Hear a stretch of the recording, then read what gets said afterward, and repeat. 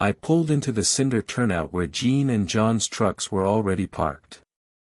My stomach did a little flip as I turned off the engine, partly from nerves about the camping trip, and partly because I'd get to spend the weekend with Jean. I'd been crushing on her for months, which was the only reason I'd said yes to this whole outdoors thing in the first place. Jean waved from where she was, pulling gear from her trunk. Her auburn ponytail caught the sunlight and I had to remind myself not to stare. I pawned my device to check for messages before remembering what John had said about no cell service where we were headed. Dropped off the map with my complete lack of outdoor skills on full display. "About time you showed up," John called, slinging a pack like it weighed nothing onto his shoulders like it weighed nothing. I'd actually spent an extra hour triple-checking my packing list and watching last-minute camping videos. I popped my trunk and stared at my pile of fresh from the box gear. Everything still had tags on it from my panic shopping spree at REI yesterday. The salesperson had assured me it was all essential, but now I wasn't sure how I'd carry it all. John appeared beside me, eyeing the mess in my trunk. I grabbed my tent, still in its plastic packaging, and tried to look like I knew what I was doing. John snorted. "You planning to open that before we head up?" I told myself I'd save time and do it at the campsite, I murmured, trying to sound confident. "Whatever you say, urban boy." John turned away, adjusting his pack straps. "Hope those new path boots are broken in." I'd worn them exactly once, walking around my apartment last nightfall. Jean helped me sort through my stuff, picking out what I actually needed and showing me how to pack it all into the backpack she'd loaned me. "Don't let John get to you." 20 minutes later, we hit the path. Within the first half hour, I was already regretting every life choice that had led me here. The backpack straps dug into my shoulders. My new path boots were rubbing blisters on both heels, and I was sweating through my fancy, moisture-wicking shirt that apparently wasn't wicking anything. John led the way, moving like some kind of ridge goat up the increasingly steep path. Jean hung back with me, pointing out loose rocks and exposed roots I would have definitely tripped over just getting my path legs. She smiled. I was going to die on this ridge and they'd have to airlift my body out. So I murmured, desperate to distract myself from my burning legs. Jean said, "John knows all the best spots. So when I needed emergency evacuation, nobody would find us." The path got steeper and conversation became impossible as I focused on just breathing. John vanished around bends, then waited impatiently for us to catch up. Every time we stopped, I pretended to admire the view while secretly wondering if it was possible to call an Uber to a random spot in the wilderness. "Almost there," Jean said after what felt like days. "Just up this last ridge." I nodded, not trusting myself to speak without whimpering. When we finally reached the clearing, I dropped my pack and collapsed onto it, trying to make it look intentional. The spot was admittedly beautiful, a flat area surrounded by towering pines with mountains visible through the trees. A circle of rocks formed a ring of stones in the center. "Home sweet home," John announced, already shrugging off his pack. "Let's get sight set up before ink black." I watched in awe as John and Jean unpacked their gear with practice efficiency. Within minutes, they had their shelters laid out and were assembling. Poles like they'd done it 1,000 times, which they probably had. Meanwhile, I was still trying to get my tent out of its packaging. The plastic wrapping refused to tear, so I ended up gnawing at it with my teeth until it finally gave way. "Need a knife?" John asked, watching my struggle with obvious amusement. "Got it," I mumbled, dumping the contents onto the ground. A jumble of fabric, poles, and stakes spilled out with a narrow instruction sheet that immediately blew away in the breeze. I scrambled after it, but it vanished into the underbrush. "No worries, Jean called. "I'll help you once I'm done with mine." I spread out what I assumed was the tent and tried to make sense of the pile of poles. The YouTube tutorial I'd watched made it look so simple. And every time I told myself I had it right, the whole thing would collapse. After my third attempt ended with a pole whipping back and smacking me in the face, I heard John laughing. Jean shot John a look and came over to help. "Here, hold this end," she said, grabbing a pole. "These things can be tricky, even when you know what you're doing." With her help, we finally got the tent standing, though it seemed sad and lopsided next to their professional setups. I murmured, eyeing the way it leaned to one side. "Probably, Jean said, not sounding entirely convinced. I hammered in the stakes, each one going in at a different angle despite my best efforts. The finished product seemed like it would collapse if someone breathed on it too hard, but at least it was standing. "Not bad for your rookie run," Jean said, giving my shoulder a squeeze that sent my heart rate spiking again. John had already moved on to gathering wood for a campfire. "If you two are done playing house, we could use some feather sticks." I murmured, immediately regretting the question when John rolled his eyes. "Narrow sticks," Jean explained patiently. We spent the next hour gathering wood while John arranged rocks around the ring of stones. I tried to be useful, copying what Jean picked up and avoiding anything that seemed like poison ivy, which was basically every plant to my untrained eye. As the sun started to dip behind the mountains, John got the campfire going with what seemed like magical ease. The flames cast a warm glow over our little site, and for the rookie run since arriving, I felt something close to relaxation. "Not so bad, right?" Jean asked, sitting down next to me on a log John had dragged over. "It's actually kind of nice," I admitted, watching the campfire dance. "When you're not hiking or tent wrestling," she laughed, and the sound made all the blisters and backashes worth it. John pulled out a flask and passed it around. "Whiskey, Path tradition." I took a narrow sip, trying not to grimace at the burn. "Everyone's a beginner sometime," Jean said. "John couldn't even light a match when I first met him." "Lies and slander," John protested, but he was smiling.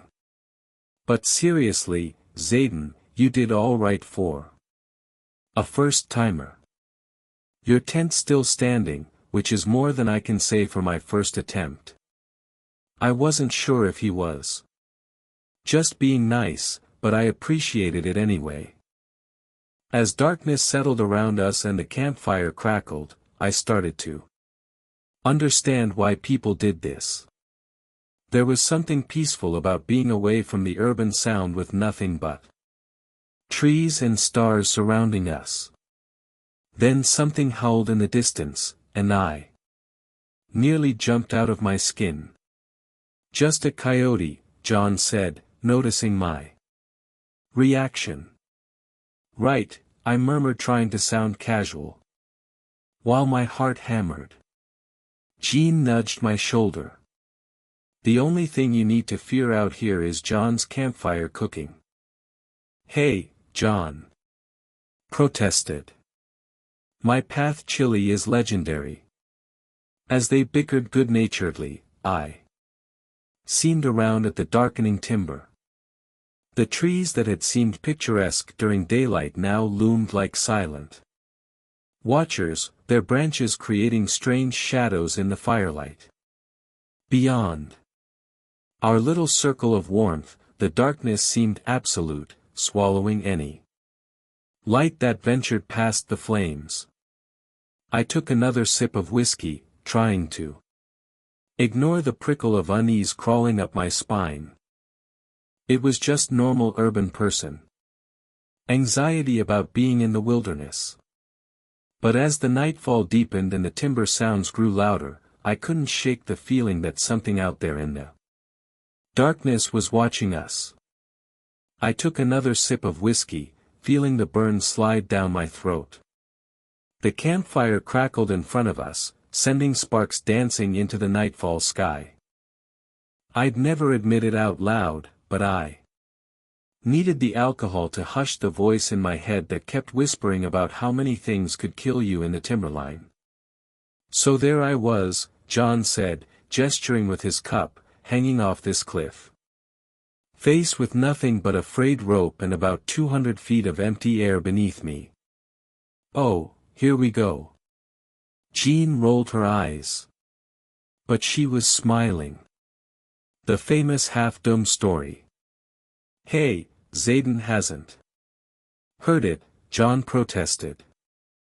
Anyway, my anchor's coming loose, my hands are bleeding, and this storm rolls in out of nowhere. I nodded along, trying to look impressed rather than terrified by the thought of dangling off a cliff in a thunderstorm. The stories they told around a campfire made my most adventurous day, getting lost in Central Park for 20 minutes. Sound like a toddler's played date. What about you, Zayden? Jean asked, nudging my shoulder. I once got chased by an angry squirrel in Washington Square Park, I offered. Hey, urban squirrels are no joke, Jean said. I took another gulp of whiskey, grateful for her rescue. The campfire popped loudly, sending a shower of sparks into the air. Just the sap. In the wood, John explained, poking at the logs with a stick. Everything out here seemed designed to make me jump. The darkness beyond our little circle of campfire light was absolute, like a wall of black ink. Every time I seemed into it, I felt like something was looking back. Jean started telling a story about getting lost on a path in Colorado, and I found myself watching the way the campfire light played across her face. The whiskey was definitely working its magic now, making everything soft around the edges. Her laugh was like music, cutting through the nightfall sounds. I bet, I said, though I'd missed half the story while staring at her like an idiot. John yawned and stretched. I murmured, trying to sound enthusiastic rather than terrified. Fishing in the morning, John said. Then maybe a hike up to the ridge. There's a view up there that'll make you forget all about your urban skyline. We doused the campfire carefully, John showing me how to make sure every ember was out. Timber fires are no joke, he said, pouring water over the steaming ashes. The darkness closed in immediately once the campfire died, and I clicked on my torchlight, its beam seeming pathetically narrow against the vast blackness. Nightfall, guys, Jean said, heading toward her tent. I fumbled my way to my sad, lopsided tent, unzipping it as quietly as possible. Inside, I arranged jeans, borrowed foam pad, and my brand new sleeping bag, which still smelled of like the store. I debated changing into proper pajamas, but decided against it. What if something happened and I needed to run? I took off my path boots and jacket, but kept everything else on, including my socks. And every time I moved, the tense rainfly made this awful crinkling sound. Like someone was crumpling plastic wrap right next to my ear. I lay there, staring up at the ink-black ceiling of my tent, listening to the timber. There were so many sounds: rustling leaves, distant hoots, the occasional crack of a branch. It was like trying to nap in the middle of a nature documentary. My phone said it was just past midnight when I finally started to drift off. The whiskey had done its job, making my limbs heavy and my thoughts fuzzy. The sound that woke me wasn't loud, but it was wrong. I blinked in the darkness, suddenly wide awake.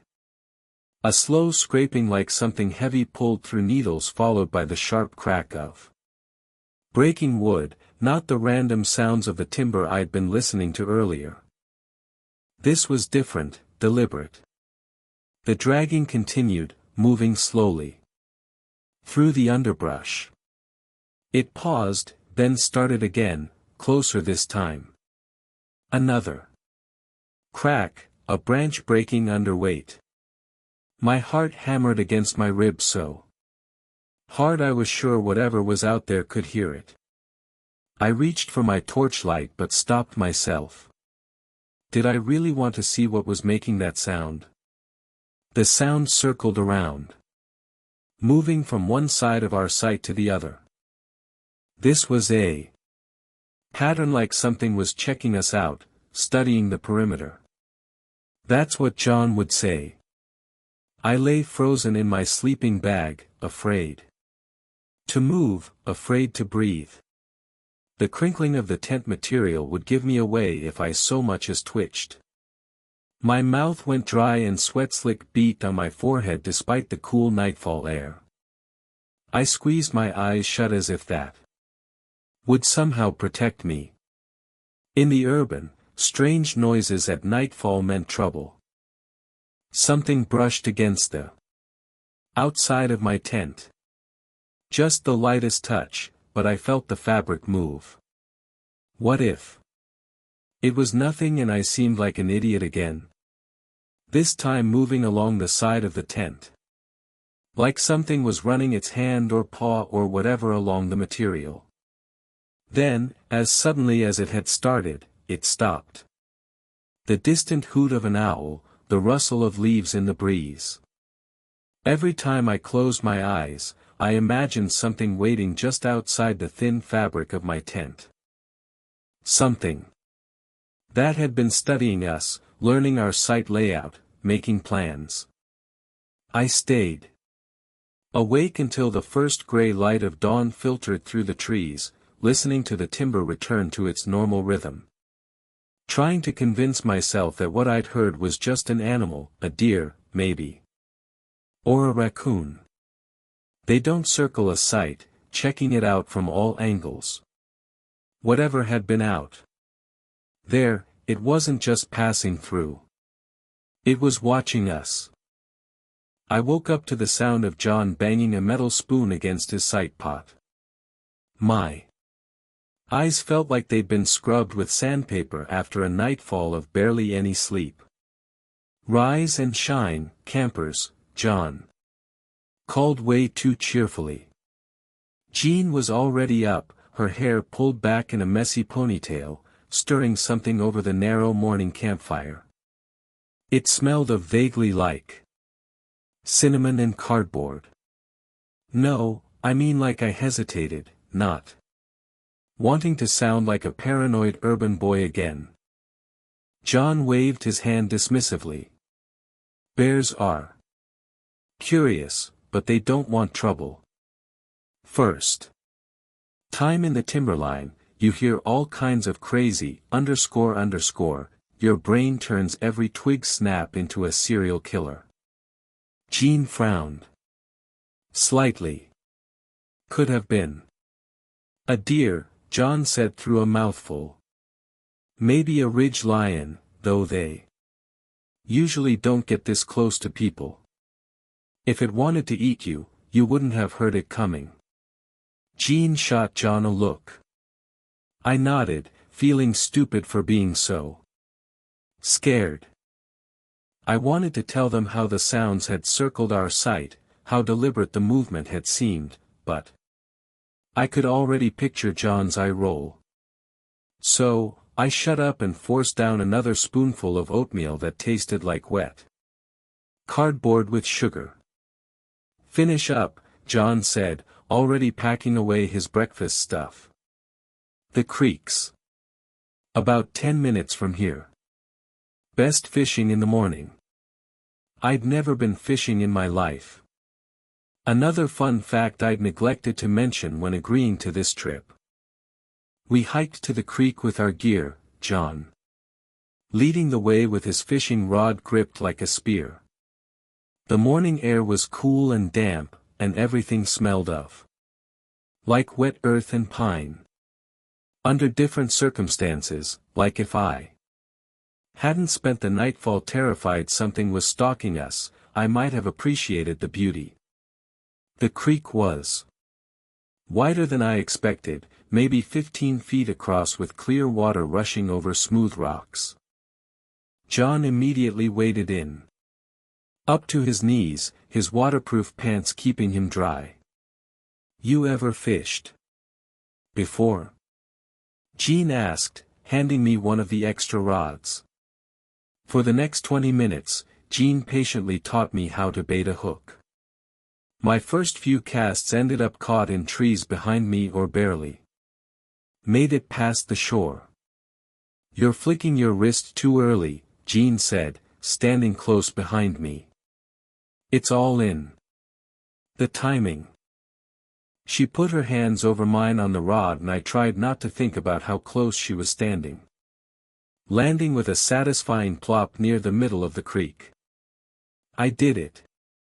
I murmured, then immediately felt like an idiot for getting excited about something so basic. Nice cast, Jean said, stepping back. Now, just let it drift a bit with the current. John was already pulling in his second fish, a decent-sized trout that thrashed at the end of his line. That's lunch, he called, unhooking it and adding it to a mesh bag hanging in the water. I stood in the shallows, trying to look like I knew what I was doing. The sun filtered through the trees, making patterns on the water. Reel it in, Jean called. I started cranking the reel as fast as I could.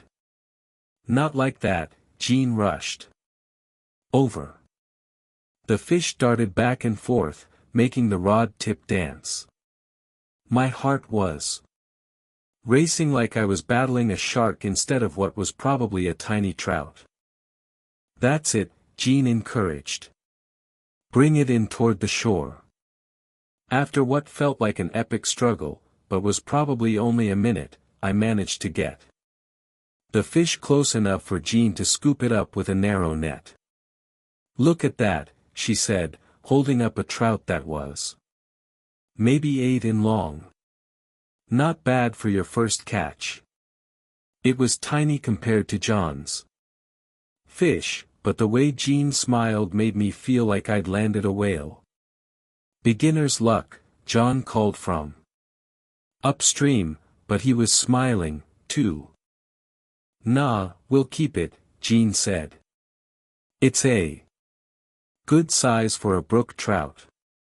She showed me how to string it through the gills and add it to the mesh bag in the water. I tried not to think about the fact that I'd just killed something. I caught one more tiny fish that even Jean agreed we should throw back. while John and Jean each caught several decent-sized trout. "That should be plenty for lunch," John finally said, wading back to shore with his catch. He pulled out a narrow folding knife and started cleaning the fish right there on a flat rock by the water. I tried not to watch too closely as he sliced them open with quick expert cuts, removing guts and heads with practiced efficiency. Jean laughed. "I'm fine," I insisted, though my stomach did a little flip when John tossed the fish guts into the bushes. "Circle of life," John said. "These guys will feed us, and the guts will feed something else." I nodded, trying to look like this was all totally normal to me.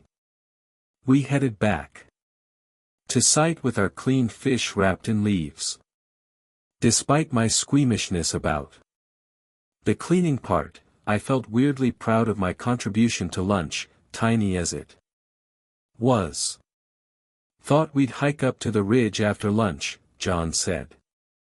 "There's a view up there you won't believe," I murmured, already dreading more hiking in my still not broken in path boots. "Couple miles, but it's uphill most of the way," John said, which sounded like torture.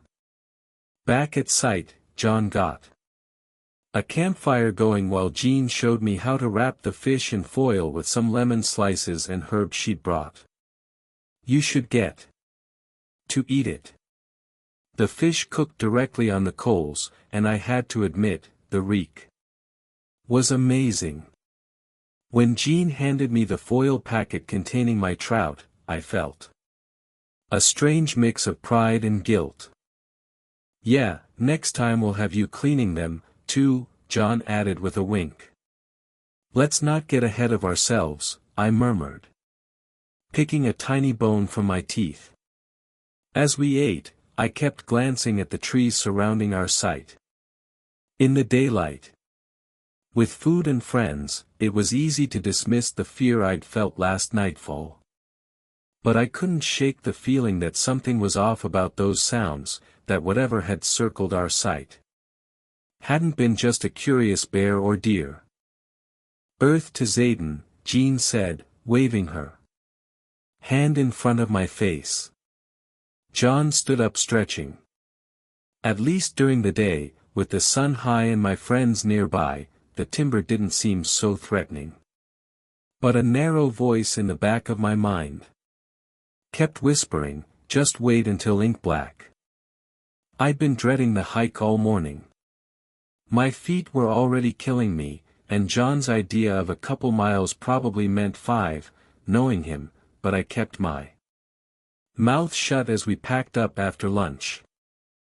"You good with that backpack?" Jean asked as I adjusted the straps for the 10th time. I lied, feeling the weight digging into my shoulders. The path started off easy enough, winding through the trees on mostly flat ground.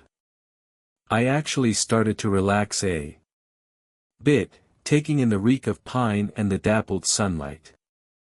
"This is where it gets fun," John called back, not even breathing hard as the path turned sharply upward.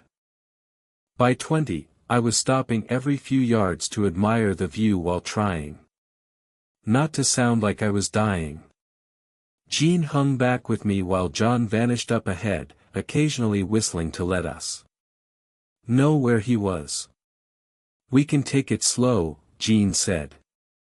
"I'm fine," I wheezed, wiping sweat slick from my forehead. "Just breaking in these path boots."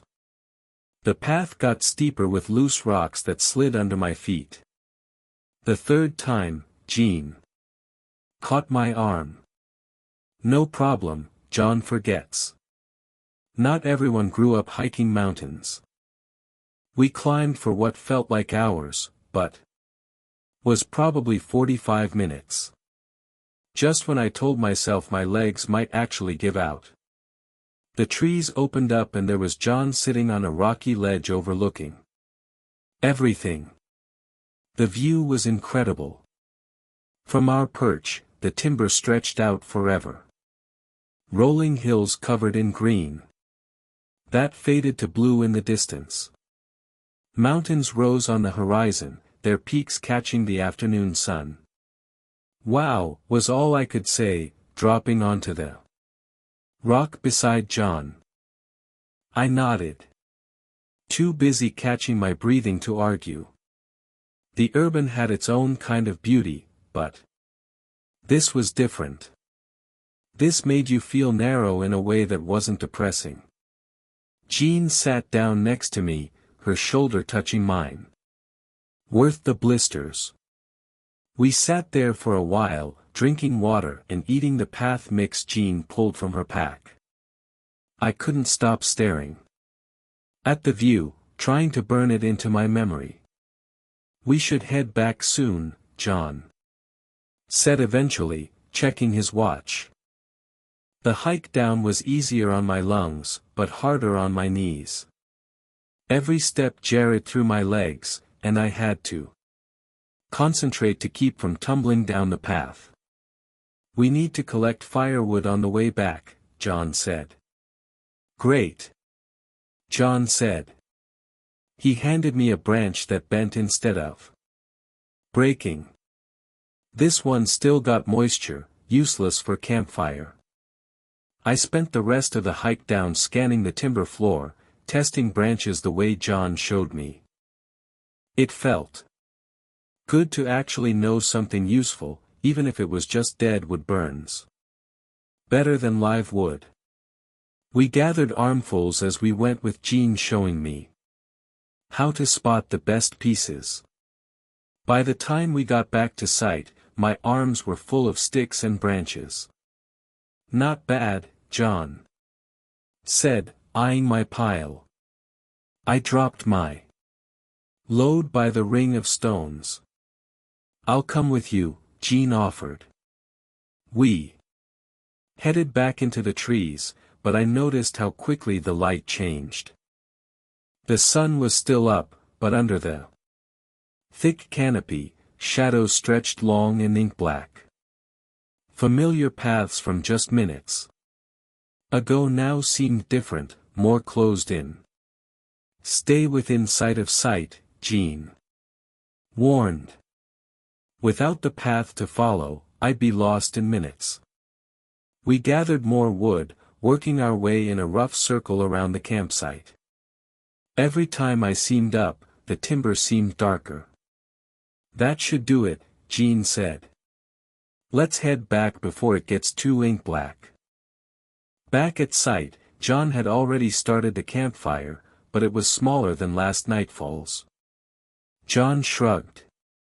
"Didn't get as much as yesterday." We sat around the campfire as darkness fell completely. I kept glancing at the trees, watching the campfire light make the shadows dance. "So," John said after a while, "what do you guys think was making that sound last nightfall?" I tensed, surprised he'd brought it up. "Probably different animals that sounded like one thing because of how sound bounces around out here." "Maybe," Jean said, poking at the campfire with a stick. I wanted to tell them how deliberate the movement had seemed. How it hadn't sounded like random animal movements at all, but I kept my mouth shut. "Raccoons can sound weird at nightfall," John said. John raised an eyebrow. Jean gave me a look I couldn't read. She opened her mouth like she wanted to say something, then closed it again. The campfire crackled between us.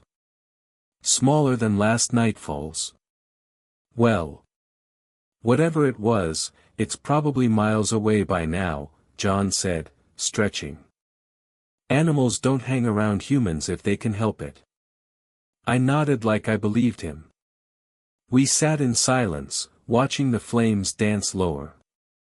Without the whiskey to warm us from the inside, the nightfall felt colder. "We should turn in," John said. We'd already used half of And the nightfall was just beginning. Yeah, good idea, Jean said, standing up. They both headed to their shelters, leaving me alone by the dying campfire. The thought of going into my tent, that thin layer of nylon between me and whatever was out there, made my skin crawl. You coming? Jean asked, pausing at her tent. John was already zipping up his tent. I sat there watching the embers glow orange and red. The timber around us seemed to press in closer now that the campfire was dying. A branch creaking, leaves rustling, something narrow scurrying through the underbrush. Finally, when I couldn't delay any longer, I made my way to my tent. Inside, I didn't even bother trying to get comfortable. I lay on top of my sleeping bag, fully dressed, path boots still on, torchlight clutched in my hand. Not with the way the timber felt like it was watching us. I lay there listening to Jean and John's breathing slow as they fell asleep.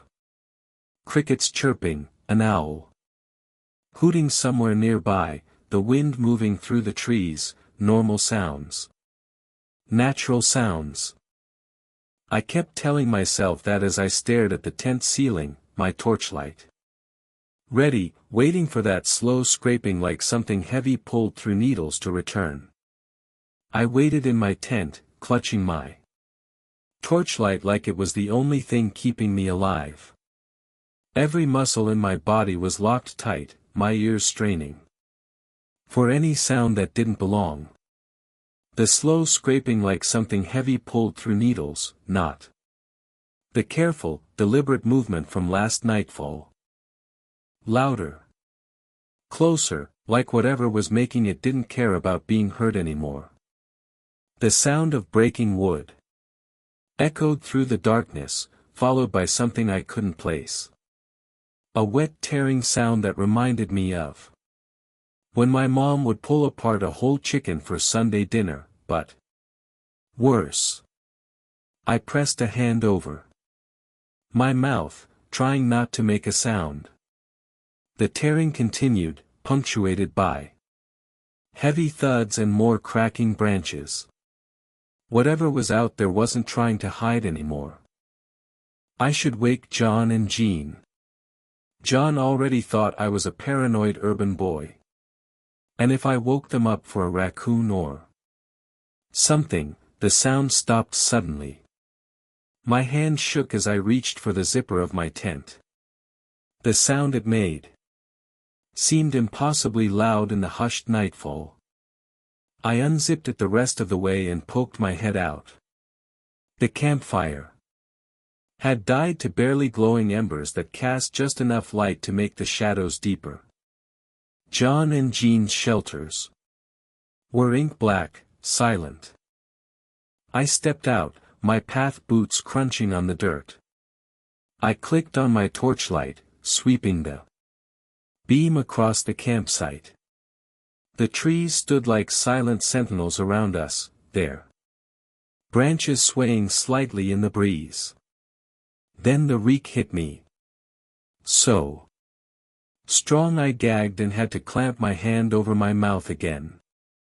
I turned slowly, following the reek, my torchlight beam jumping erratically with my shaking hand. It seemed to be coming from the edge of our campsite where the trees grew thicker. I took a step toward the reek instead.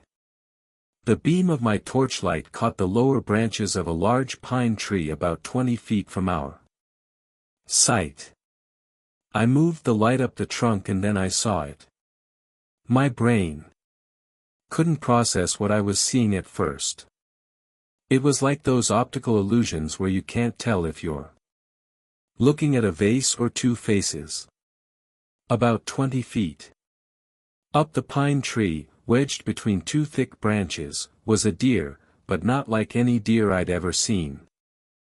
Its body was twisted, contorted in ways that shouldn't be possible. The back legs pointed straight up into the air, while the torso wrapped around the trunk like it was hugging the tree. Where the head should have been, there was just nothing. A ragged stump of neck, fresh blood reek dripping down the bark in thick, ink-black rivulets. I stumbled backward, the torchlight beam jerking wildly as I tried to keep my balance. When I steadied it again, I saw the deer's belly had been sliced open, its inside spilling out and hanging from the branches like Christmas ornaments from hell. The precision of the cuts, the deliberate arrangement. This was done by someone. Someone with tools, someone with purpose. My chest felt like it was being crushed under a massive weight. The reek was overwhelming now, making my eyes water. And my stomach heave. I backed away, unable to look away from the grotesque display. The torchlight flying from my hand. The beam pointing up at the trees and casting bizarre shadows that seemed to move on their own. I scrambled for the torchlight, my fingers digging into the dirt. When I finally grabbed it, I pointed it back at the tree. The deer was still there, its mangled body a silhouette against the nightfall sky. Fresh blood reek continued to drip down the trunk, collecting in an ink-black pool at the base of the tree. How did someone get a whole deer 20 feet up a tree? A twig snapped somewhere in the darkness beyond my torchlight's reach. I crashed through the underbrush back toward sight. Branches whipping my face, roots trying to trip me with every step. John, Jean, I yelled as I burst into the clearing. I ran to John's tent first, practically falling on it as I grabbed the zipper. John, get up. I yanked the zipper down and stuck my head inside. John sat up, confused and angry. Jean was already unzipping her tent, her face appearing in the opening. Zayden, what's happening? John crawled out of his tent, pulling on his path boots. I was already heading back toward the tree, my torchlight beam bouncing wildly ahead of me. I heard them following, John cursing as he stumbled in the ink-black. I reached the spot where I'd seen the deer and pointed my torchlight up. I swept the beam frantically up and down the trunk around the branches across the ground. Nothing, no deer, no blood reek, not even the reek remained. It was right here, I murmured, my voice hollow with disbelief. I swear to God, it was right here. John came up beside me, his own torchlight joining mine. The blood reek was dripping down the tree. Jean moved her torchlight slowly across the area. I don't see any blood reek, Zayden. Check the ground, I insisted, dropping to my knees and running my hand over the dirt. There was a pool of blood reek right here. My fingers found only dry earth and pine needles. John sighed, running a hand through his hair. Maybe you had a nightmare, and it wasn't a nightmare. John asked, gesturing around with his torchlight. Deer don't just vanish, especially dead ones. Jean was examining the tree trunk carefully. There's no blood reek. I'd smelled of it. I think you're spent and stressed, Jean said gently. You've been jumpy since we got here and you haven't been sleeping. My mind isn't playing tricks, I shouted, then immediately regretted it when Jean flinched. John put his hand on my shoulder. You think I'm some urban boy who can't handle the timberline, who sees monsters in every shadow? You said it, not me, John muttered. I turned back to the tree, sweeping my Torchlight over it one more time. But even I could hear the doubt creeping into my voice. John kept shooting me sideways glances like he was worried I might snap completely.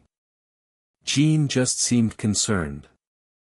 Back at the campfire, John poked at the embers, adding a few narrow sticks to bring the flames back to life. So, you heard dragging noises, went outside, and saw a missing its head deer 20 feet up a tree. He summarized his tone, making it clear how ridiculous he thought it sounded. And in the 2 minutes it took us to get there, someone took it down and cleaned up all the blood reek without making a sound. When he put it that way, I know how it sounds, I said, staring into the narrow flames. Maybe it was a branch. That seemed like a deer in the ink black, Jean suggested. It was dripping blood reek. John sighed. Look, no offense, but you've been on edge this whole trip. Maybe you dozed off for a second and had a really vivid dream. He gripped up his hands, just trying to figure this out. We sat in uncomfortable silence for a moment. The campfire crackled, sending sparks up into the nightfall sky. Jean reached over and squeezed my arm. No one's saying you are, but I could see it in their eyes. Urban boy couldn't handle a couple nights in the timberline without hallucinating horror movie scenes. We should all try to get some sleep, John said, standing up. John and Jean exchanged a look. You want to sleep out here by the campfire? Jean asked. At least out here, I could see what was coming. Suit yourself, John said with a shrug. Just don't wake us up again unless there's an actual emergency. The way he emphasized actual made my face burn with shame. John headed back to his tent. Jean lingered, looking like she wanted to say something else. I believe you saw something, she finally said. I just don't think it was what you thought it was. She gave my arm another squeeze before following John back to her tent. I watched them zip themselves in, leaving me alone with the dying campfire and the darkness beyond. I added more wood to the flames, building it up as high as I dared. The campfire light pushed back the shadows, but only so far. I sat with my back to the campfire, facing the trees, my torchlight in one hand and a heavy branch in the other. Every shadow seemed like a figure waiting to step forward. Every rustle of leaves sounded like footsteps. The deer, the blood reek, the reek, all of it.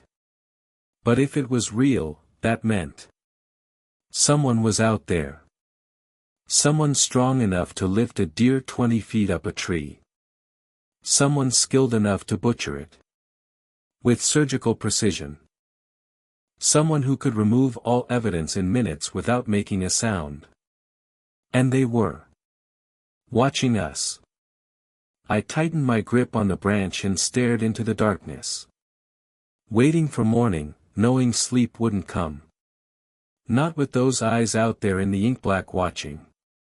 I crashed through the bushes back to sight, branches whipping my face, my heart hammering so hard I told myself it might burst. The image of that mutilated deer was burned into my brain. Twisted body, missing head, guts hanging down. The tree trunk. Someone was watching us. John. Jean, I yelled, stumbling into the clearing. I ran to John's tent first, my hands shaking so bad I could barely grab the zipper. I yanked it down, the sound impossibly loud in the hushed nightfall. John sat up. blinking and confused. He rubbed his eyes, squinting at me. Like I was crazy. I couldn't even get the words out right. Jean was already unzipping her tent, her hair messy from sleep. Zayn. What's going on? John crawled out, cursing as he pulled on his path boots. I was already heading back toward the tree, not waiting to see if they followed. My torchlight beam bounced wildly ahead of me as I half ran, half stumbled through the underbrush. Over. Here, I called back. Hurry, I heard them behind me, John still grumbling, twigs snapping under their feet. I reached the spot and pointed my torchlight up at the forked branches where I'd seen the deer. Nothing. The tree was empty. What? I hissed, sweeping the beam frantically up and down the trunk. No, no, no. John and Jean caught up, both holding their own flashlights. Where's this deer? John asked, his voice thick with annoyance. A deer with no head, all cut open, wrapped around the trunk. I moved my light to the base of the tree and there was blood reek dripping down, making a puddle right here. John shined his light where I pointed. The ground was dry, covered with pine needles. No blood reek, no sign anything had been there at all. I don't see anything, Jean said quietly, her torchlight joining mine in examining the tree. The reek was so bad I almost threw up. John sighed loudly.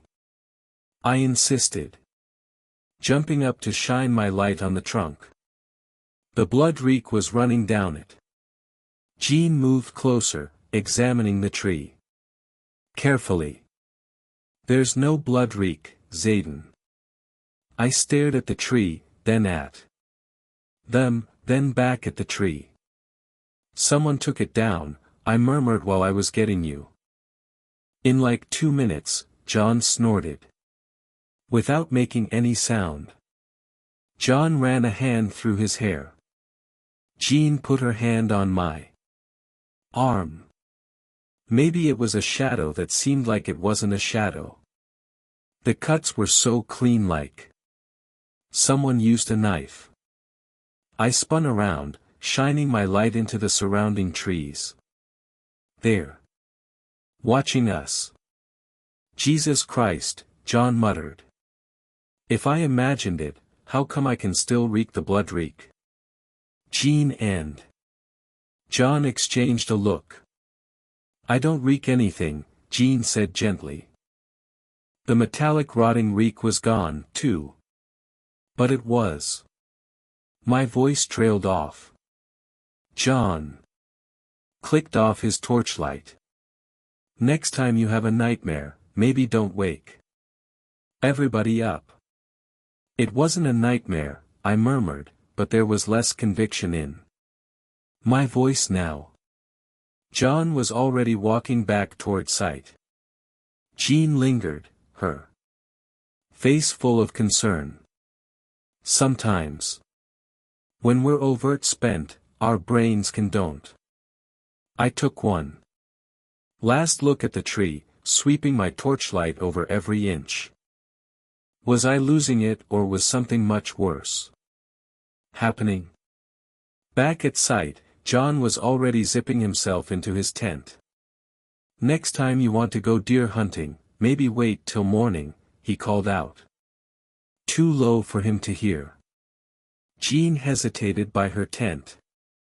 Everything looks better in daylight. She vanished inside, leaving me alone by the cold ring of stones. I sat down on a log, my torchlight clutched in one hand. There was no way I was going back in my tent. I poked at the campfire's ashes with a stick, finding a few embers still glowing faintly. I added some feather sticks, blowing gently until narrow flames appeared.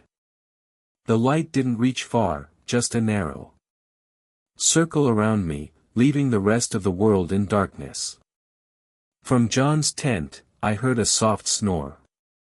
How could they both dismiss what I'd told them so easily?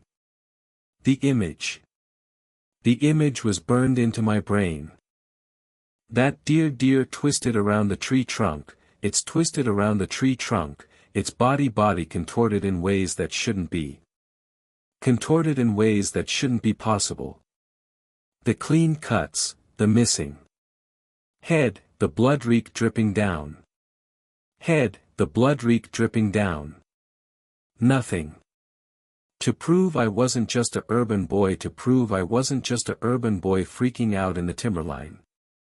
I added more wood to the campfire, building it up higher. The flames pushed the darkness back a little further, but I could feel the timber watching me, waiting. If I hadn't imagined the deer, that meant someone had put it there. Someone strong enough to lift a whole deer 20 feet up a tree. I turned slowly, scanning the trees at the edge of our site. The campfire light made the shadows move and shift, turning bushes into crouching figures, branches into reaching arms. A normal natural timber animal, not someone with a knife. I stood up, holding my torchlight like a weapon. My eyes burned from staring into the darkness, but I didn't dare close them. Every time I blinked, I saw that deer again, twisted and broken, hanging in the tree. Hours until dawn. Hours alone with whatever was out there in the ink black. I fed more wood to the campfire, watching the flames dance. From inside their shelters, John and Jean slept peacefully, unaware or uncaring about the eyes watching from the timber. Not with those eyes out there watching, waiting. I tightened my grip on the torchlight and stared into the darkness, counting the minutes until morning. I sat on the log, torchlight clutched in my hand like it was the only thing keeping me alive. Every few minutes, I'd sweep the beam across the tree, watching for movement. The campfire had died down to embers that cast just enough light to make the shadows deeper. I was running low, and I needed to make it last until morning, whenever that would be. Time had slowed to a crawl, each minute stretching into what felt like hours. From John's tent came the soft, steady sound of snoring. How could either of them sleep after what I'd told them? Even if they thought I was crazy, even if they believed I'd imagined the whole thing, shouldn't they be at least a little worried? I rubbed my eyes, which burned from staring into the darkness for so long. The image of that deer kept flashing in my mind. The way its body had been twisted around the trunk, the clean cuts, the missing head, the blood reek dripping down. How had someone managed to take it down and clean up every trace in the 2 minutes it took me to wake John and John? Not unless they'd been waiting for me to leave, watching me, knowing exactly when I'd run back to sight. I jerked my head toward the sound, my heart rate doubling instantly. I raised my torchlight, finger hovering over the button. Would the light help me see what was out there, or would it just help whatever was out there see me better? This time I clicked on the torchlight, sweeping the beam in a wide arc. Hello, I called out, my voice embarrassingly shaky. I turned the torchlight off again, not wanting to drain the batteries. The darkness felt heavier now, pressing in from all sides. I scooted closer to the dying campfire, adding a narrow stick to the embers. A tiny flame licked up, casting my shadow long behind me. I spun around, scanning the darkness at my back. My mind cycled through possibilities, each more disturbing than the last. Maybe it was some kind of sick prank by local kids. But how would they know we were camping here? John had said this spot was secluded, that few people knew about it. Maybe it was a hunter, but hunters didn't play with their kills like that. They didn't arrange them in trees like some kind of twisted art project. Maybe it was. I didn't want to finish that thought. Didn't want to give shape to the fear that had been growing in my gut since I'd first seen that deer. Someone who killed for reasons that had nothing to do with food or sport. Still. Hours until dawn. I'd been checking it obsessively all nightfall, watching the percentage tick down. I should turn it off to save what was left, but I couldn't bring myself to do it. A tiny piece of the normal world and this nightmare I'd stumbled into. We were miles from the nearest cell tower, miles from help. I put the phone away and picked up the branch I'd been keeping next to me. It wasn't much of a weapon, but it was better than nothing. If something or someone came out of those trees, I wasn't going down without a fight. The wind picked up, rustling the leaves and making the shadows dance. Every movement caught my eye, making me jerk my head from side to side like some paranoid bird. My neck was starting to ache from the constant tension. I tried to think logically. If someone was out there, what did they want? If they meant to hurt us, why hadn't they done it already? We were just 3 people in shelters, completely vulnerable. Or maybe it was a test to see how I'd react, to see if I'd notice. And now I was sitting here terrified while whatever sick mind had created that scene watched from the darkness, enjoying my fear. From John's tent, the snoring stopped briefly, then resumed. That would really convince them I wasn't losing my mind. I sat back down feeling stupid.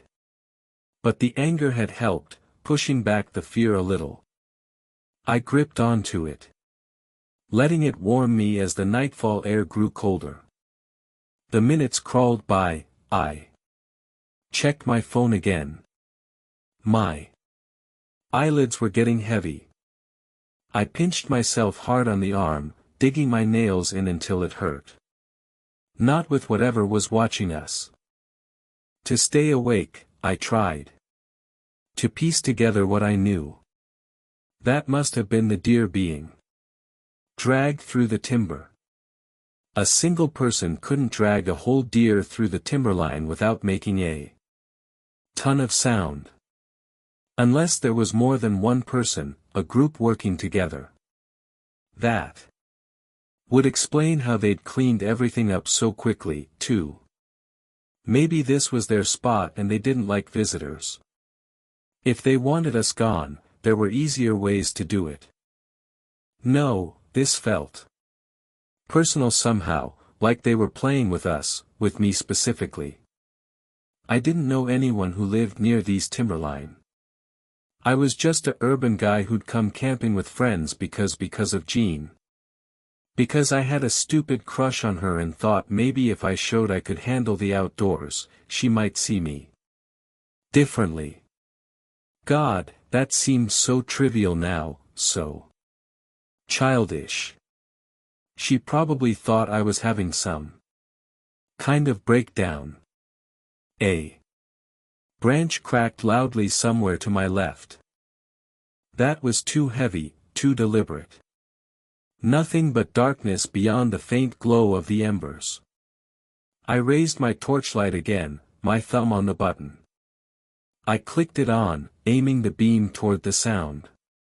For a split second, I thought I saw something.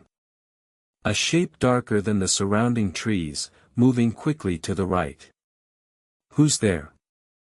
I called out, my voice steadier than I expected. Even the normal timber sounds, the crickets, the rustling leaves seemed to have stopped. I kept the torchlight on, sweeping it back and forth across the tree. The beam wasn't as bright as it had been earlier. "John," I called, not taking my eyes off the spot where I'd seen the movement. "Jean, wake up." No response from either tent. I stood up again, still holding the branch in one hand, torchlight in the other. But that would mean turning my back on whatever was out there. And if I left the campfire, even the narrow protection it offered would be gone. Maybe the lack of sleep was making me see shadows that weren't there. Maybe. A low, scraping sound came from directly behind me. I spun around so fast I nearly fell, raising the branch like a baseball bat. Just the empty campsite, the two shelters, the dying campfire. I'd heard it clearly, like something heavy being dragged across the ground.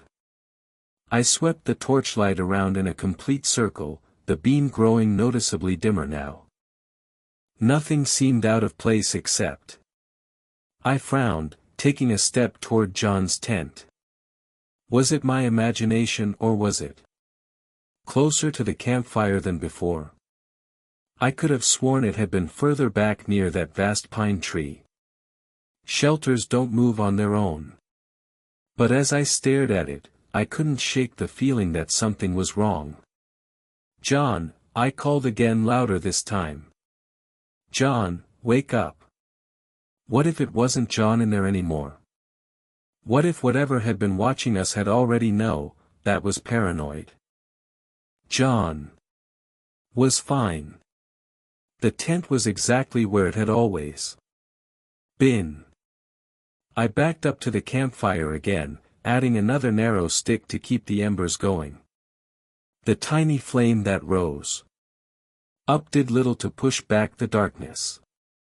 Still more than an hour until dawn.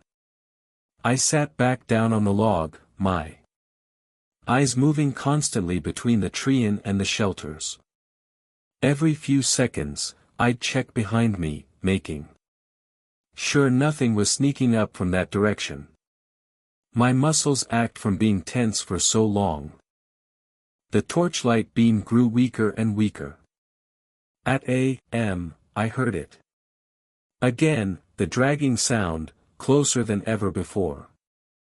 I jumped up, spinning in a circle, trying to locate the source. It seemed to be coming from everywhere at once, surrounding the campsite. "Who's there?" I shouted, no longer caring if I woke John and Jean. I waited, barely breathing, for what felt like an eternity. Slowly, I sat back down, my heart pounding so hard I could feel it in my throat. Was I losing my mind, or was something toying with me, enjoying my fear? The sky to the east was ever so slightly lighter. Dawn was coming. The dragging sound started again, but different this time. Rhythmic, almost. Like footsteps, but wrong somehow. Like someone walking with one leg much longer than the other. It was moving around the perimeter of our site just beyond where the fading campfire light reached, circling us, circling me. I stood up again, turning slowly to track the sound. My torchlight was almost useless now, the beam barely reaching a few feet in front of me. "John, Jean," I yelled, not caring any more if I sounded scared. "There's something out here." The drag thump continued, picking up speed. Whatever it was it was moving faster now, still circling the site. I backed up until I could feel the heat of the embers on my legs. The branch in my hand suddenly felt pathetically inadequate. I gripped my breathing, straining to hear where it had gone. Just the soft pre-dawn breeze rustling the leaves. I exhaled slowly, my shoulders slumping with relief. Maybe whatever it was had given up, and a twig snapped directly behind me.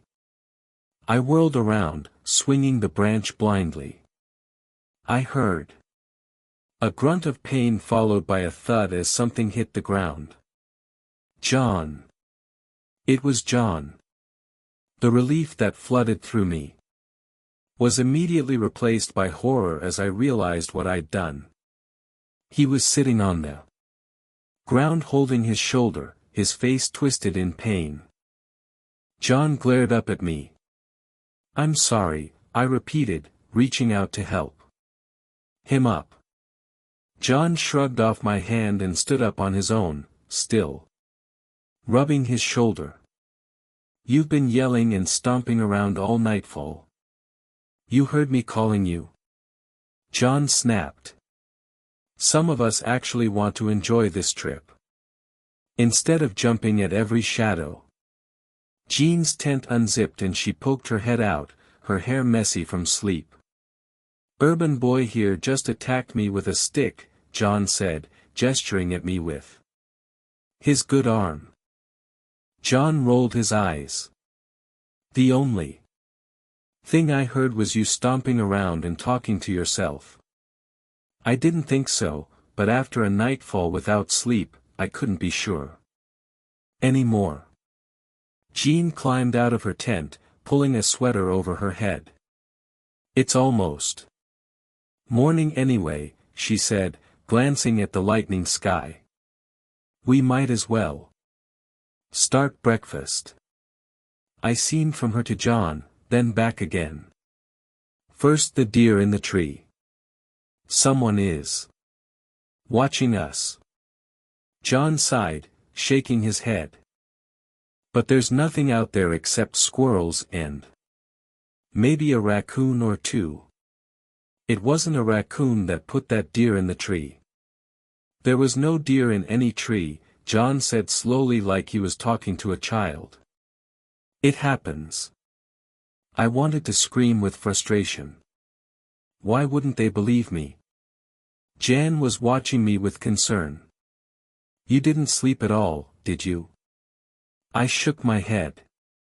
She exchanged a look with John that I couldn't quite read. "Everything looks better in daylight." As if on cue, the first real rays of sunlight broke through the trees, casting long shadows across our campsite. The timber that had seemed so threatening in the darkness now seemed almost peaceful.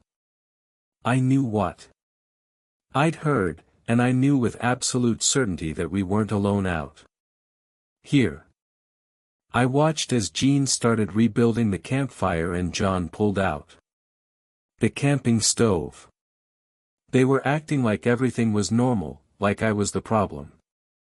Maybe one sleepless nightfall in the timberline had been enough to break my urban boy brain. The deer. The dragging sounds, the feeling of being watched. But as I seemed toward the tree now visible in the growing light, I couldn't shake the certainty that something was still out there watching, waiting. And I knew with a sick feeling in my gut, that when nightfall fell again, it would be back. I watched the sun rise through the trees, my body so stiff, I wasn't sure I could stand up if I tried. I'd been sitting on the same log all nightfall, jumping at every sound, scanning the darkness until my eyes burned. The branch I'd used to hit John was still on the ground where I dropped it. "Morning, sunshine." John's voice made me flinch. He crawled out of his tent, stretching his arms overhead like he'd had the best sleep of his life. Did he seriously not remember what happened last nightfall? I didn't sleep, I murmured, my voice rough from the nightfall air. He moved over to the ring of stones and kicked at the cold ashes. Jean still asleep. As if on cue, Jean's tent unzipped and she emerged, her hair pulled back in a messy ponytail. I nodded, not trusting myself to speak more than necessary. My brain felt foggy from lack of sleep, but the fear was still there, sharp and clear beneath the exhaustion. While Jean boiled water, John vanished into the trees to pee. Jean, I murmured, keeping my voice low. Zayden, I'm not making this up. Look, I believe you saw something that scared you, but we should pack up and go, I insisted.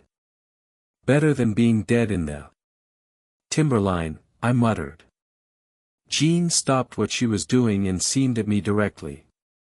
She seemed to consider this for a moment, but then John came crashing back through the bushes. It's about an hour from here. Actually, I started. I was just telling John that maybe we should. Oh, no. John cut me off, pointing a finger at me. We're staying until tomorrow morning like we planned. But it's daylight now and we're going to enjoy our trip. Jeanne seemed between us, clearly uncomfortable. It wasn't the support I'd hoped for, but at least she wasn't completely dismissing me. John rolled his eyes. Fine, we'll skip the waterfall, but we're not leaving early. Another nightfall with whatever was watching us from the trees. Jean handed me a cup of coffee, the warmth seeping into my cold fingers. I took a sip, hoping the caffeine would clear my head. But I took the handful she offered anyway, forcing myself to chew and swallow while my mind raced through options. I could leave on my own, just grab my stuff and start walking. But I couldn't leave Dawn and John here. Not knowing what I knew. Not because they'd miss me, but because they'd be worried I'd get lost or hurt myself. I was trapped here until tomorrow unless I could convince them. So, what's on the agenda if we're staying close to sight? John perked up, clearly pleased. We need more firewood for tonight, and I can show you guys some knots. Useful stuff for setting up tarps, securing gear. Sounds great, I lied, taking another sip of coffee. After breakfast, we spent the morning gathering firewood. John insisted we spread out to cover more ground, but I made sure to stay within sight of sight.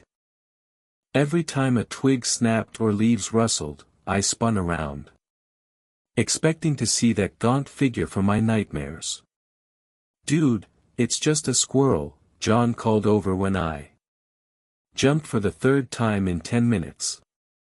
By midday, we had a decent pile of wood stacked near the ring of stones. John suggested we hike to the creek to cool off, and I agreed only because I didn't want to be left alone at sight. The walk to the creek was torture.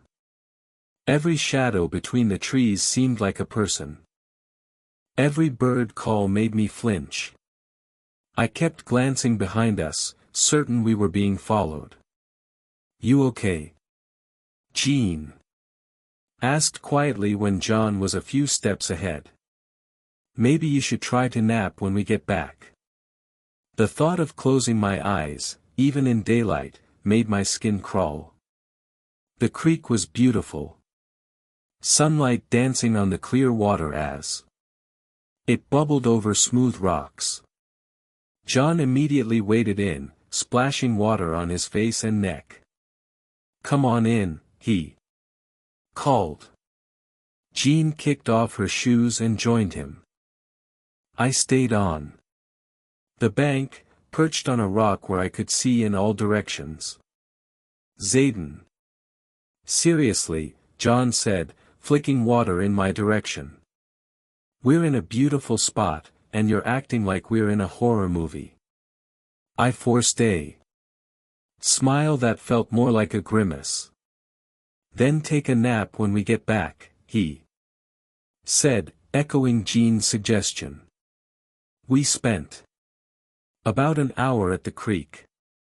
I kept scanning the trees on the opposite bank, certain I'd see someone watching us, but there was nothing.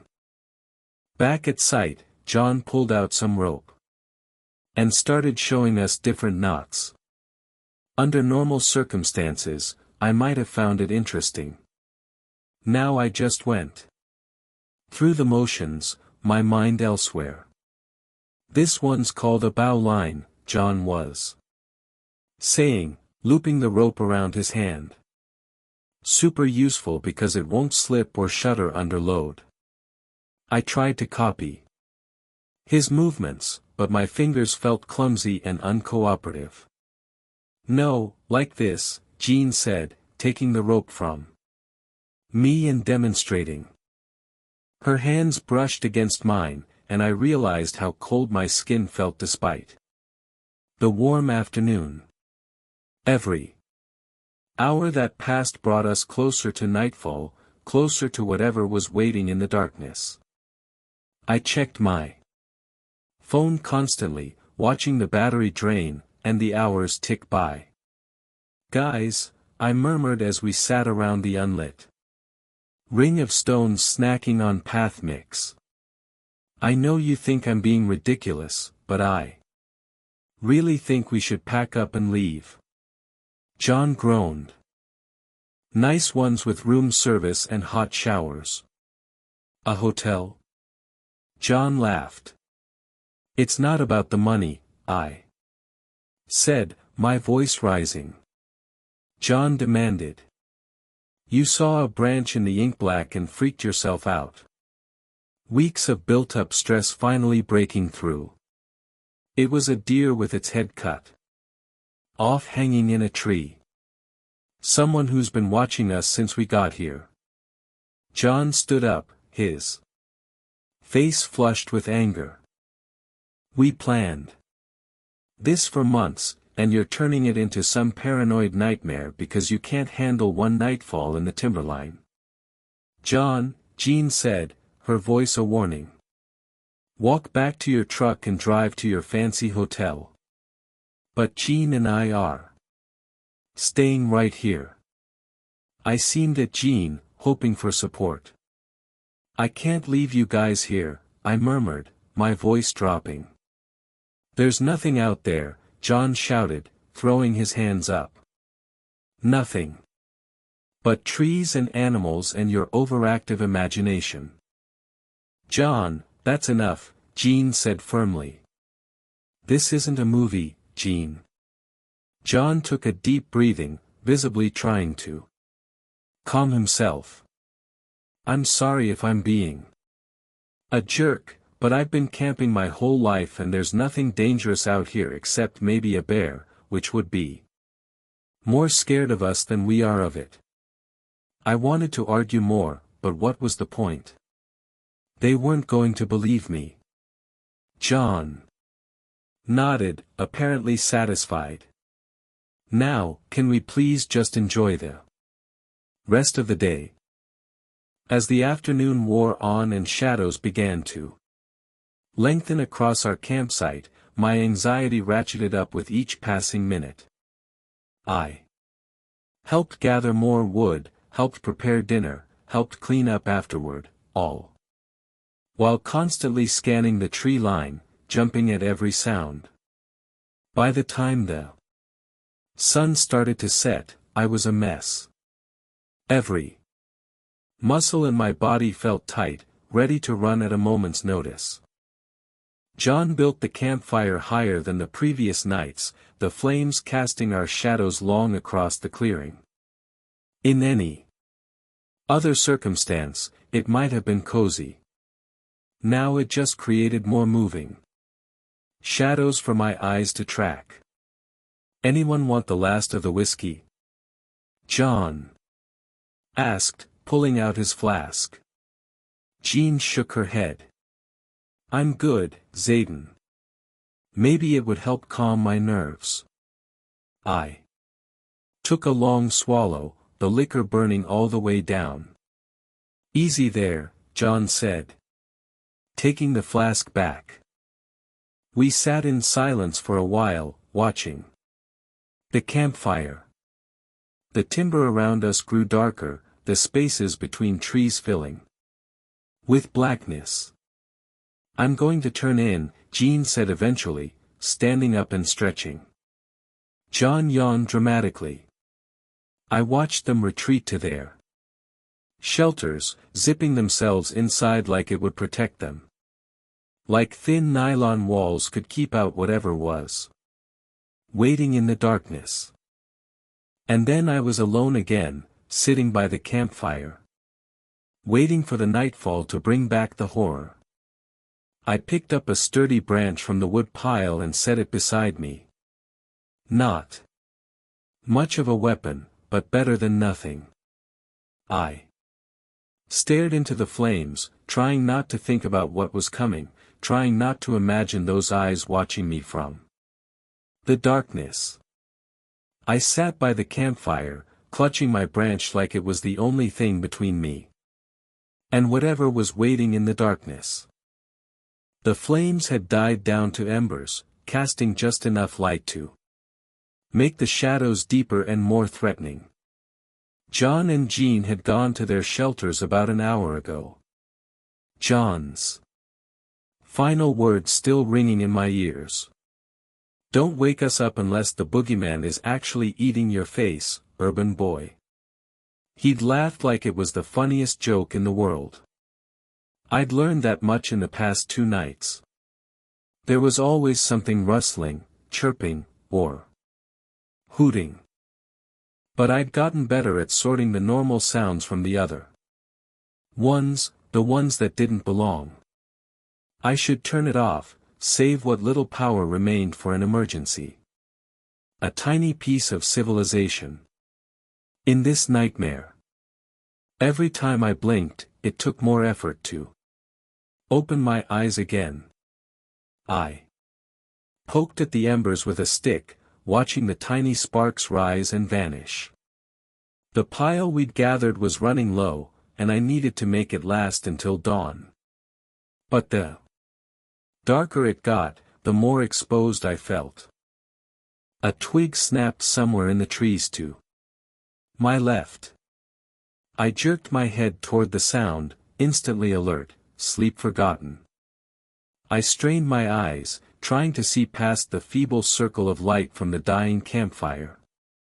Hello, I called out, my voice barely above a whisper.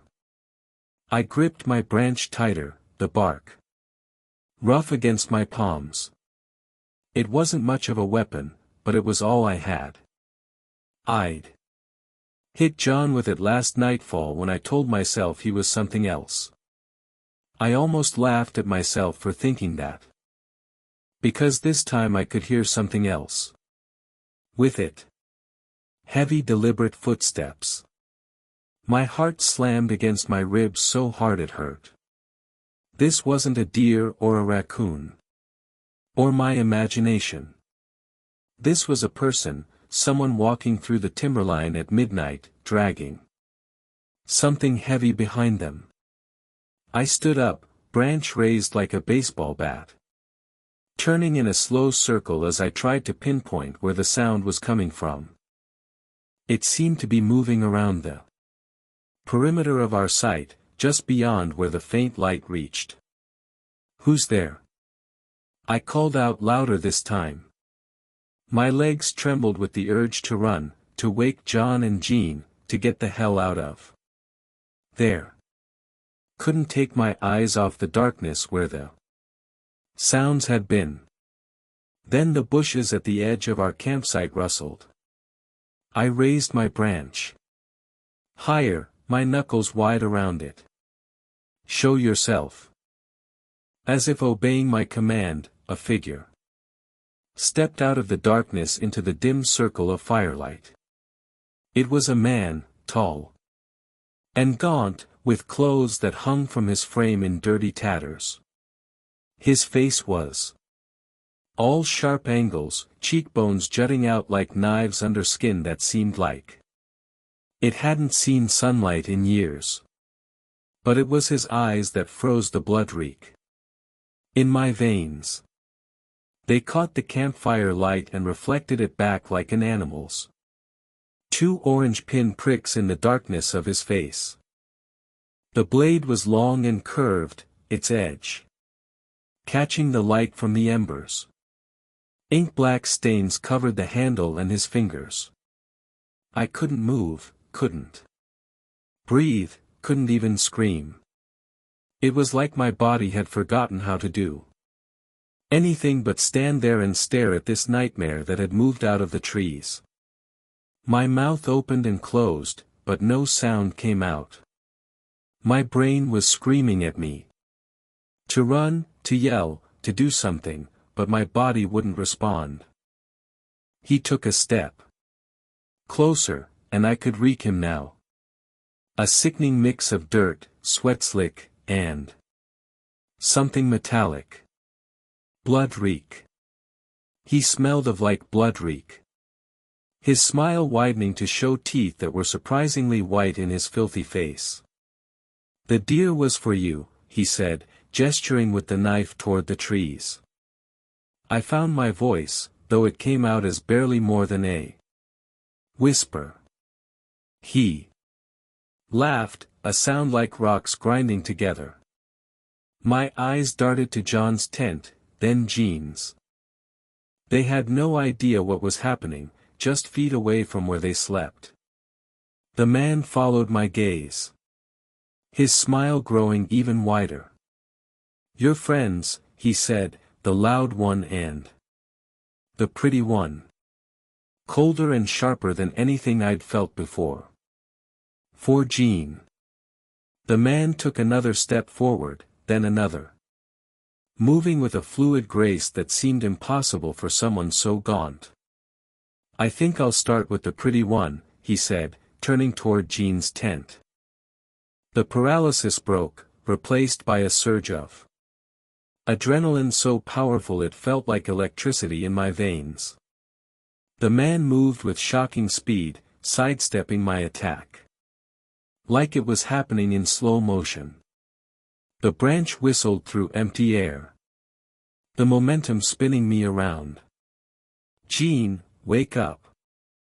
I screamed, regaining my balance and facing the man again.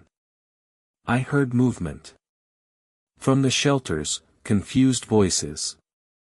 The man's smile vanished, replaced by a look of annoyance. Then he was moving, darting toward Jean's tent with that same impossible speed. I threw myself after him, swinging the branch wildly. Jean, run. Her tent unzipped, and I caught a glimpse of her confused face just as the man reached for the opening. I brought the branch down hard, and this time it connected, not with his head like I'd aimed, but with his shoulder. He grunted in pain and spun toward me, the knife flashing in the dim light. I felt a sharp sting across my forearm as I stumbled backward. John's voice thick with sleep but edged with klaxon, the man seemed from me to the now open shelters, his animal eyes narrowing. Then with one last hissing breathing, he turned and melted back into the darkness of the trees.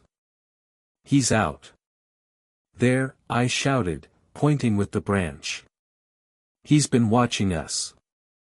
Jean was fully out of her tent now, her face pale in the faint light. Zayden, what? I cut her off, my voice cracking with urgency. He said he's been watching us for days. He put that deer in the tree. John was out of his tent, too, looking around wildly.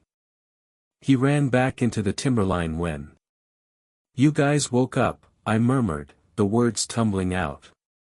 He was going to. I couldn't finish the sentence. Couldn't say what I knew the man had planned. "I don't see anyone," John repeated, but his voice had lost its usual confidence. He was scanning the darkness, his body tense. "We need to leave," I murmured again more forcefully. "Right now, pack your stuff, grab what you can, and let's go." Jean asked, her voice narrow. A branch snapped in the darkness somewhere beyond the edge of our campsite. We all froze, staring in the direction of the sound. John nodded slowly, his face suddenly serious. "Pack up," he said, his voice tight. He believed me now. We moved with frantic energy, grabbing sleeping bags, water bottles, flashlights. I shoved my phone in my pocket, not bothering with my tent or most of my gear. Jean was doing the same, stuffing things haphazardly into her backpack. "Hurry," I hissed, helping Jean with her pack. John had his torchlight out, the beam cutting through the darkness as he swept it across the tree. We were ready in minutes, each of us with a narrow pack of essentials. John had grabbed the camping hatchet from beside his tent and was gripping it like a weapon. "Which way?" Jean asked, her voice barely audible. "The path," John said, pointing his torchlight toward the path we'd hiked in on. "I'll lead." We moved as one, huddled close together, our torchlight beams bouncing wildly as we hurried toward the path. Every shadow potentially hiding the gaunt man with the knife. We reached the path and John picked up the pace, moving as fast as we dared in the darkness. Roots and rocks waiting to trip us, branches slapping at our faces. Behind us somewhere in the darkness, I heard it again, the dragging sound. That same grinding, rocky laugh I'd heard in the campsite. My torchlight beam showed nothing but trees and darkness. "Keep moving," John said, his voice tight with fear. "Don't stop." We pushed on, stumbling down the path, our breathing coming in ragged gasps. Every few seconds, I'd look back, expecting to see those animal eyes reflecting in the darkness. The dragging sound continued behind us, sometimes fading, sometimes growing louder, playing with us, hunting us. "Faster," I urged, helping Jean up after. She stumbled on a route. We were running now, as much as you can run on an ink-black timber path. Branches whipped at our faces, roots caught at our feet, but fear kept us moving. The man's laugh echoed through the trees again. "He's gaining on us," John hissed, her voice breaking with terror. I seemed back one more time, sweeping my torchlight in a wide arc behind us.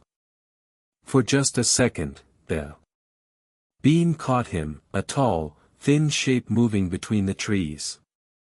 He was following the path, moving with that same impossible speed I'd seen in the campsite. "Run!" I screamed, grabbing Jean's arm and pulling her forward. We abandoned any pretense of caution, sprinting down the path as fast as we could, branches tearing at our clothes. Roots threatening to send us sprawling with every step. The dragging sound grew louder, the footsteps faster. And that laugh, that terrible grinding laugh, seemed to come from everywhere at once, surrounding us, closing in. I could feel him behind us, getting closer. With every second. The man from the timberline, the man with the knife, the man Who'd been watching us all along? Our only thought. To reach the trucks, to reach safety, to escape this nightmare that had become all too real. And all the while, that dragging sound followed us, growing closer with each passing moment. I stumbled out of the trees, my lungs burning and legs wobbling like I'd run a marathon. The gravel turnout lot had never seemed so beautiful, just a sad little clearing with 3 trucks. But right then, it might as well have been the gates of heaven. Holy, we actually made it. Jean collapsed against her truck, her face ghost white in the gray dawn light. Her ponytail had come half undone during our mad dash through the timberline, and scratches covered her arms where branches had clawed at her. John wasn't much better, bent over his hood, trying to catch his breathing. He wheezed, patting his pockets frantically. This was the guy who'd been making fun of me for 2 days straight. He couldn't even hold his keys steady enough to find the right one. Here, Jean said, taking them from him. Her hands weren't much steadier, but she managed to unlock his truck. I leaned against my own truck, the metal cool against my back. My whole body felt like it was vibrating. Adrenaline still pumping through me. Even though we'd reached safety, I couldn't stop looking back at the tree, expecting to see that gaunt figure emerge with his knife in those animal eyes. We need to call the police, I murmured, pulling out my phone. John fumbled in her pocket and pulled out hers. I dialed 911. Surprised I could even remember the number in my current state. The dispatcher asked for details, where we were, if anyone was hurt, if the man was still present. I answered as best I could, my words tumbling over each other. Stay together. I hung up and handed the phone back to Jean. John had recovered enough to stand up straight, though he kept scanning the tree line just like I was. Did they believe you? I think so, I murmured. They're sending someone. Jean suddenly grabbed my arm, her fingers digging in. Zayden, she hissed, her voice shaking. If you hadn't stayed awake, if you hadn't warned us. We all knew what would have happened if I'd been asleep when that man came into our sight. I tried to tell you guys, I murmured, not accusingly, just stating a fact. John ran a hand through his hair, looking more rattled than I'd ever seen him. I'm sorry I didn't believe you. About the deer, about everything. It wasn't the time for I told you so, so I just nodded. We fell silent, all 3 of us staring at the timber we'd just escaped from. The trees seemed so normal in the growing daylight, just trees, not the nightmare landscape we'd fled through in the ink black. Jean asked quietly. I stopped hearing him about halfway down the path. Maybe he gave up, John suggested, but he didn't sound convinced. Or maybe he just stopped making sound, I murmured. The wait for the police felt like forever, though my phone, which I'd turned back on using Jean's truck charger, said it was only about 40 minutes. When the 2 patrol trucks finally pulled into the gravel lot, lights flashing, I nearly cried with relief.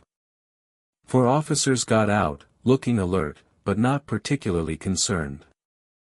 They probably got calls about strange men in the timberline all the time from jumpy hikers and campers.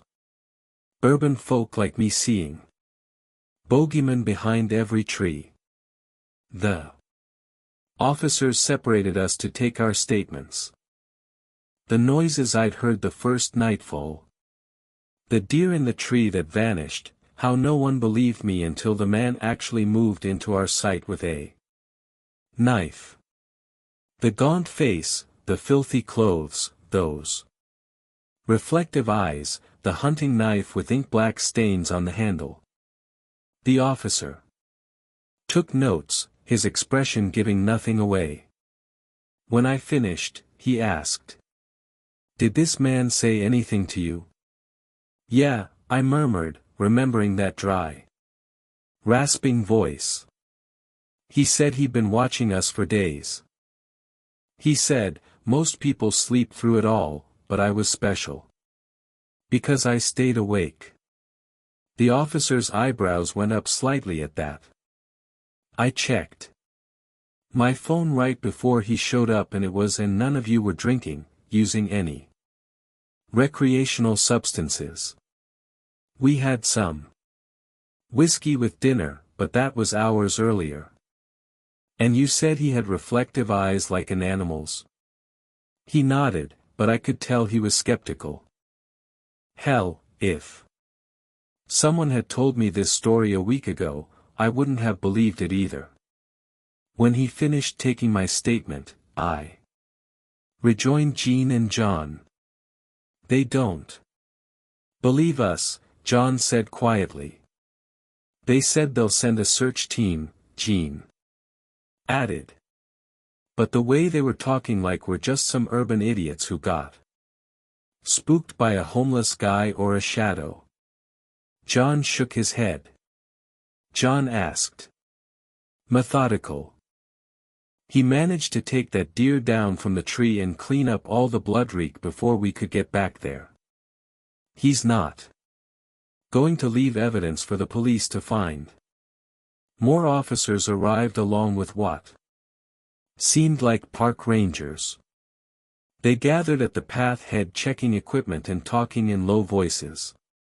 One of the original officers came back over to us. "We've got people heading up to check your campsite and search the surrounding area. We have your contact information if we need anything else." The officer gave him a practiced, reassuring smile. "Best thing you can do is go home and get some rest. Like any of us, we're going to sleep after this." "We should go," Jean said, touching my arm gently. The rest was up to the police, whether they believed us or not. "I don't want to drive alone," Jean said suddenly, looking between John and me. Can we stick together at least until we're back in the urban?" John nodded immediately. We got into our separate trucks, but stayed in a tight convoy as we pulled out of the lot. I led the way with Jean right behind me and John bringing up the rear. As we drove away, I kept checking my rear-view mirror, partly to make sure my friends were still there, but mostly to watch the timber receding behind us. Even in broad daylight, those trees seemed menacing now. Never set foot in a timber if I could help it. Some people weren't meant for the wilderness, and I was definitely one of them. When it mattered most. When that man came for Jean. I'd trusted my instincts when everyone told me I was just being paranoid. The drive back to the urban took about 2 hours. None of us willing to go to the bathroom alone, even at a brightly lit gas station with people around.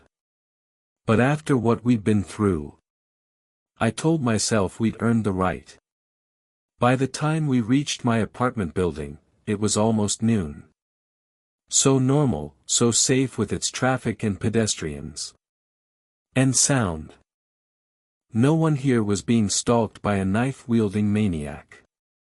No one here had to worry about waking up to find a mutilated deer hanging in a tree. We trudged up to my 5th-floor apartment in silence. Dirty dishes in the sink, laundry draped over chairs, books and papers scattered everywhere. Wasn't expecting company. "Dude, We just escaped a literal psycho killer. John said. Jean headed straight for the bathroom while John collapsed onto my couch. I called the Thai place down the street and ordered enough food for an army. None of us had eaten since dinner the nightfall before, and I was suddenly starving. When Jean came out of the bathroom, her face was wet from splashing water on it, but she seemed a little more like herself. She sat next to John on the couch while I took the armchair across from them. We'd been through something impossible, something that shouldn't exist in the real world. So, John finally broke the silence. A laugh bubbled up from my chest, slightly hysterical. I keep thinking I'm going to wake up, Jean said, hugging herself. John leaned forward, elbows on his knees. Zayn, I owe you an apology. All that urban boy crap, not believing you about the deer.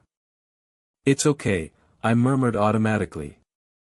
You tried to tell us, and I just kept dismissing you. If I'd listened to you earlier, we could have left before that freak showed up in our sight. We all should have listened, Jean added quietly. I knew something was bothering you, but I didn't want to believe it was anything serious. I shrugged, uncomfortable with their apologies. We all made it out because of you, Jean said. I'd been so focused on my own fear, my own need to survive that I hadn't really processed what I'd done. You spent 2 nights without sleep because you knew something was wrong. Before I could respond, there was a knock at the door. I got up to answer it, grateful for the interruption. All of us too hungry and spent for conversation. The food helped, bringing a bit of normalcy back to the world. But every time I closed my eyes for more than a second, I saw that gaunt face. Do you think the police will find anything? Jean asked eventually, pushing her empty plate away. What if he follows us here? She asked, voicing the fear I'd been trying to ignore. He won't, John said firmly. I wanted to believe him. That he'd been watching us for days. Had he seen us in the turnout lot before we even started hiking? Maybe we should file a police report here, too, I suggested, just in case. Jean nodded immediately. I'll go with you, John offered. They might take it more seriously if all 3 of us show up together. Despite everything, the fear, the exhaustion, the lingering terror, I wasn't alone in this. The quiet held. The quiet held. The quiet held. The quiet held.